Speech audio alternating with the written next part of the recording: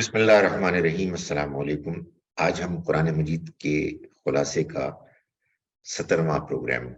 کر رہے ہیں۔ اس پروگرام میں ہم سورہ نور کا جو بقیہ حصہ آیت نمبر 35 سے آگے کا رہتا ہے وہ کریں گے، اور اس کے علاوہ سورہ الفرقان اور سورہ الشعراء بھی کریں گے۔ آئیے پہلے سب سے سورہ نور کی آیت نمبر 35 سے آج کا خلاصہ شروع کرتے ہیں۔ یہ آیت نور ہے۔ اس میں اللہ تعالیٰ نے انسان کے دل میں نور ایمانی کو، اللہ کی معرفت کو بیان کیا ہے۔ فرمایا اللہ نور السماوات والارض، اللہ ہی آسمانوں اور زمین کی روشنی ہے۔ دل کے اندر اس کے نور ایمان کی مثال یوں ہے کہ ایک طاق ہو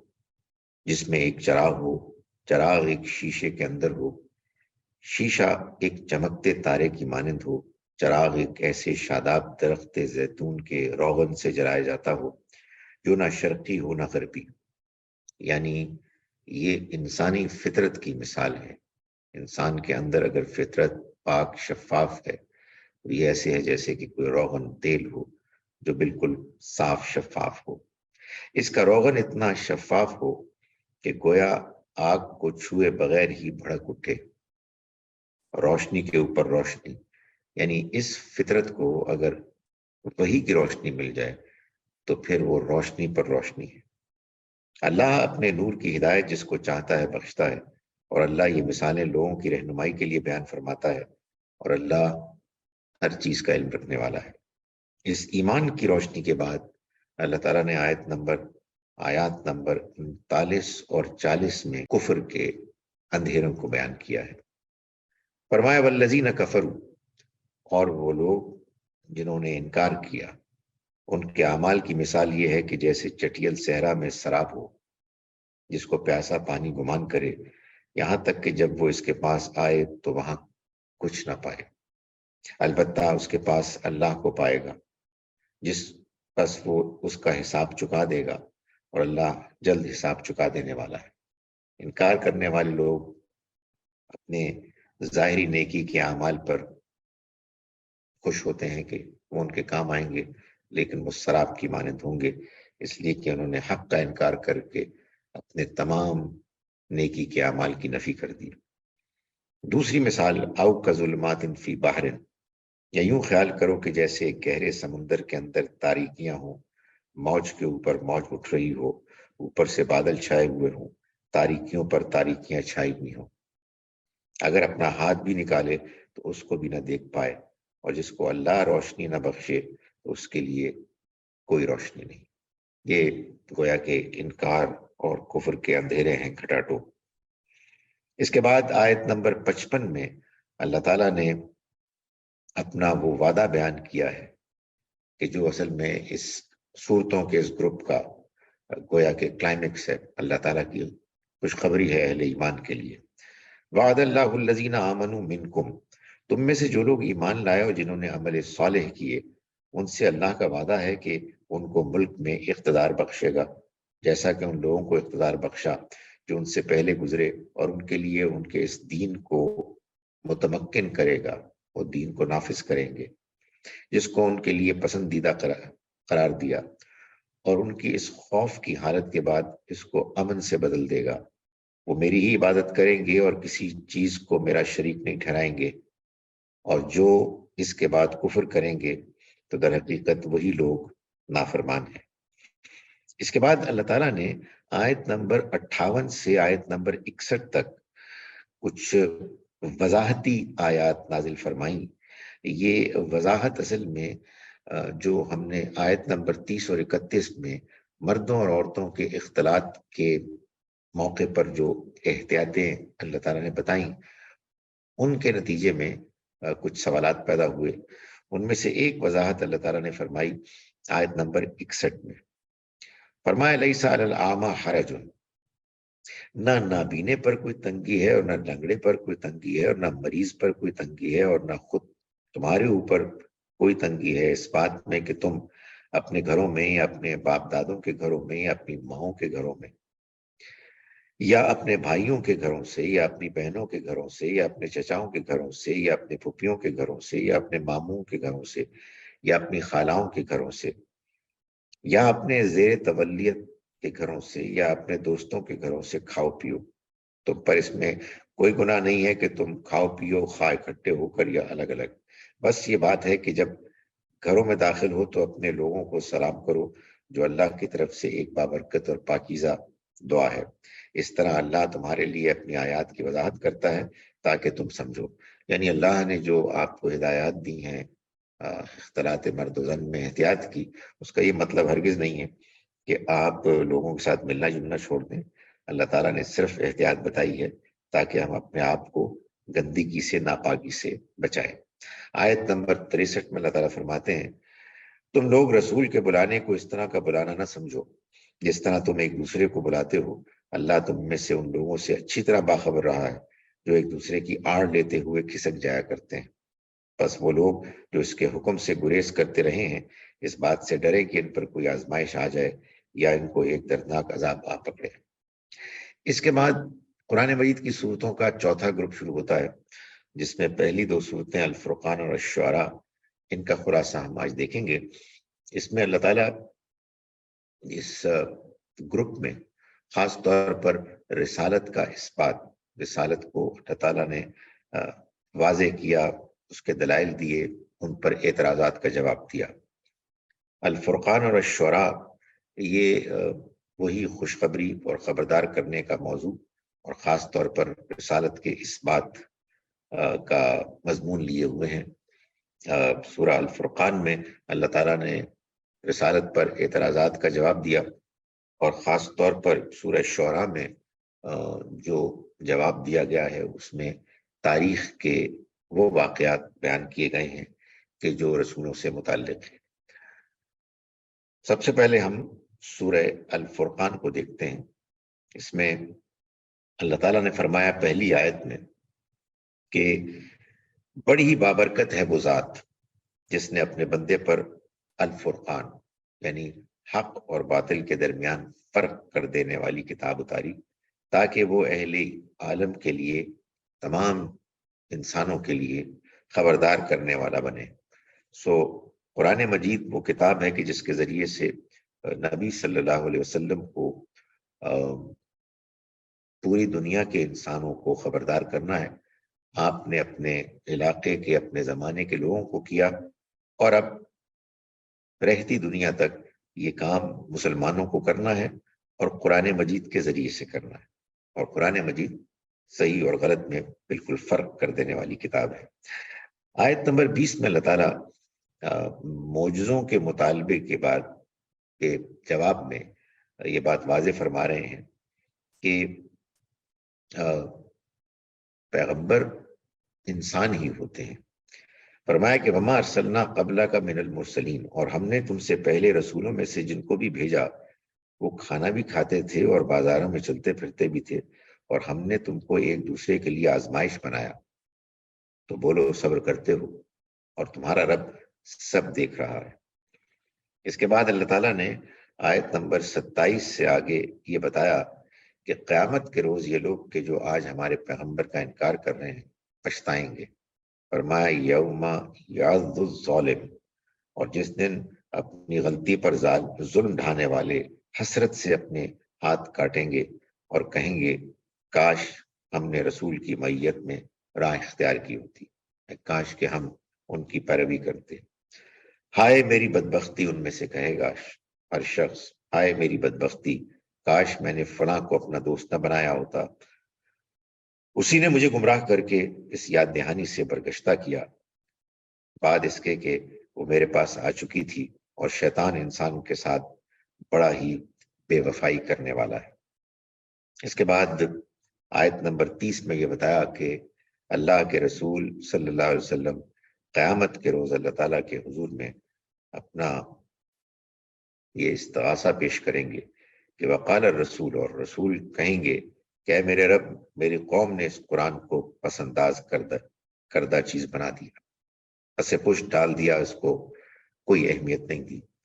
ظاہر ہے کہ اللہ کی کتاب کے ساتھ یہ زیادتی، یہ ظلم وہ چیز ہے کہ جس پر کہ انسانوں کو جواب دہ ہونا پڑے گا۔ آیت نمبر 32 میں اللہ تعالیٰ نے فرمایا وقال الذین کفروا، اور ان کافروں نے کہا کہ اس کے اوپر یہ قرآن ایک ہی دفعہ کیوں نہیں اتارا گیا؟ ہم نے یعنی جواب دیا اللہ تعالیٰ نے، ہم نے ایسا ہی کیا تاکہ اس کے ذریعے سے ہم تمہارے دل کو مضبوط کریں، اور ہم نے اس کو ٹھہر ٹھہر کے تدریج اور اہتمام کے ساتھ اتارا ہے۔ اس کے بعد اللہ تعالیٰ نے آیت نمبر 52 میں 52 میں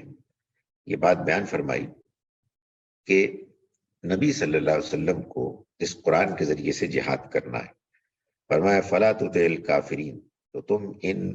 انکار کرنے والے ناشکروں کی بات کو اہمیت مت دو، وجاہدہم بہ، اور جہاد کرو اس کے ذریعے سے بڑا جہاد، یعنی قرآن مجید کے ذریعے سے جہاد کرو، اس کو اللہ کے کلام کی حیثیت سے لوگوں کے سامنے پیش کرو، اور پھر جو اس کے راستے میں مشکلات آئیں ان کو تم فیس کرو۔ اس کے بعد اللہ تعالیٰ نے آیت نمبر 63 سے آگے اپنے بندوں کے عباد الرحمن کے اوصاف بیان کیے۔ فرمایا وعباد الرحمن الذین یمشون علی الارض ہونا، اور خدائے رحمان کے بندے وہ ہیں جو زمین پر عاجزی سے چلتے ہیں، اور جب جاہل لوگ ان سے الجھتے ہیں تو ان کو سلام کر کے رخصت ہو جاتے ہیں، اور جو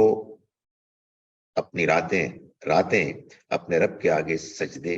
اور قیام میں گزارتے ہیں، اور جو دعا کرتے رہتے ہیں کہ اے ہمارے رب ہم کو دوزخ کے عذاب سے محفوظ رکھ، بے شک اس کا عذاب بالکل چمٹ جانے والی چیز ہے، بے شک وہ نہایت ہی برا مستقر تھوڑی دیر رہنے والا مقام اور نہایت ہی برا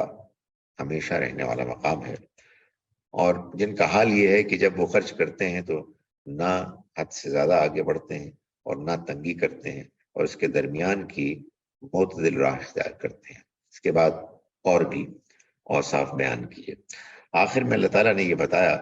کہ یہ لوگ ہیں کہ جو ان اوصاف والے ہیں، آیت نمبر 75 میں، کہ ان کو ان کی ثابت قدمی صبر کے صلے میں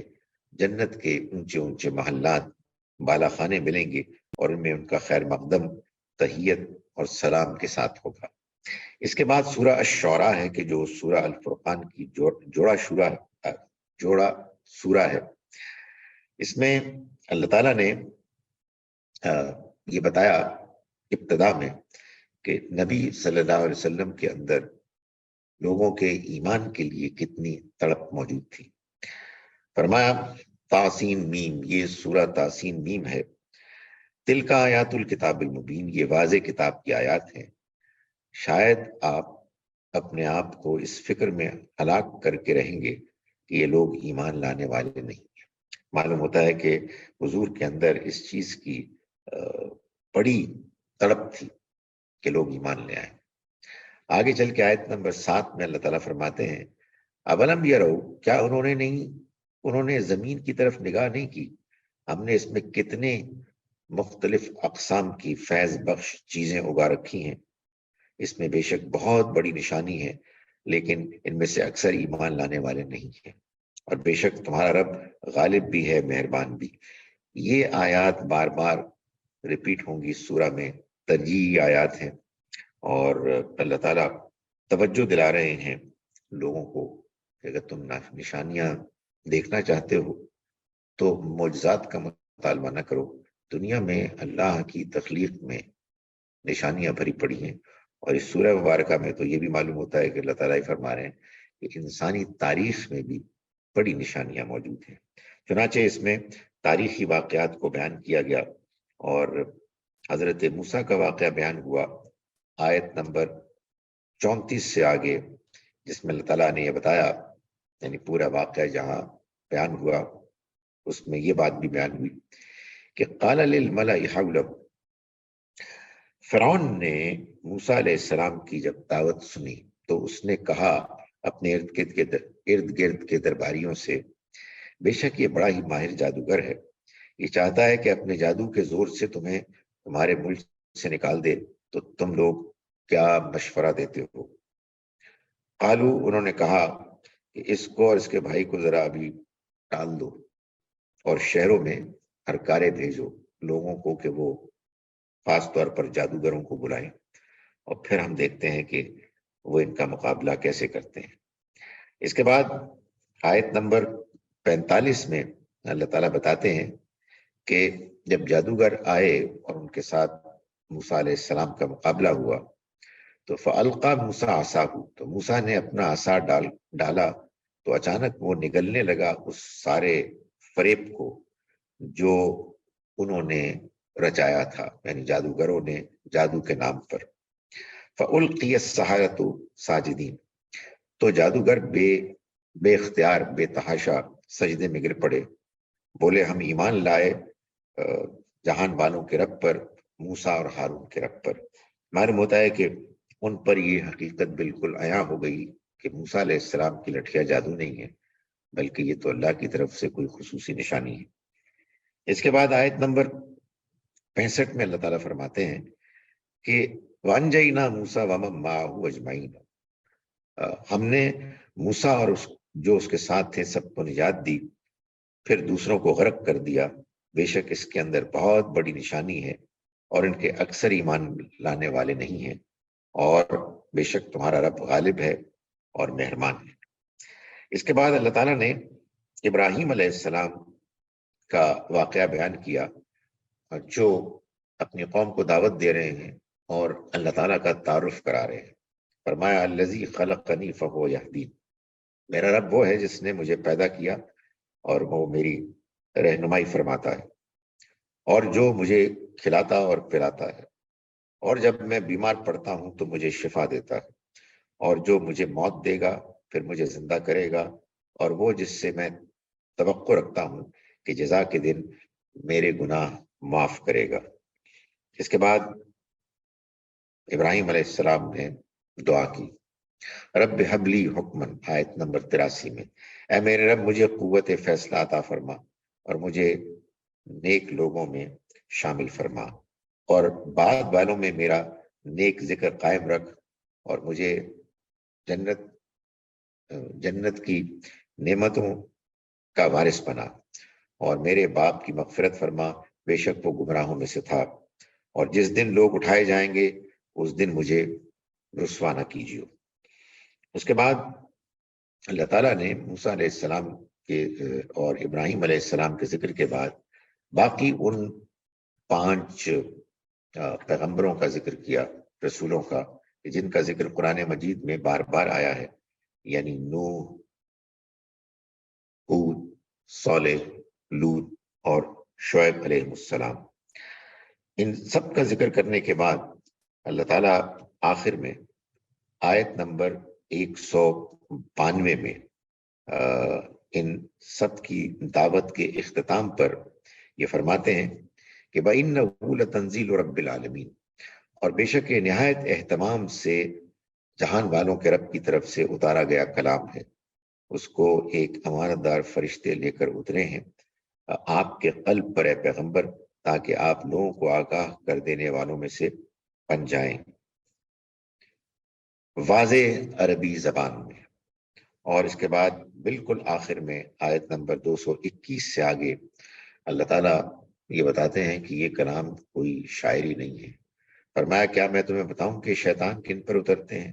وہ لپاٹیوں بدکاروں پر اترتے ہیں جو کان لگاتے ہیں اور ان میں سے اکثر جھوٹے ہوتے ہیں اور شاعروں کی پیروی گمراہ کرتے ہیں۔ کیا نہیں دیکھتے کہ وہ ہر وادی میں بھٹکتے ہیں اور وہ کہتے ہیں جو کرتے نہیں ہیں، بس ان میں سے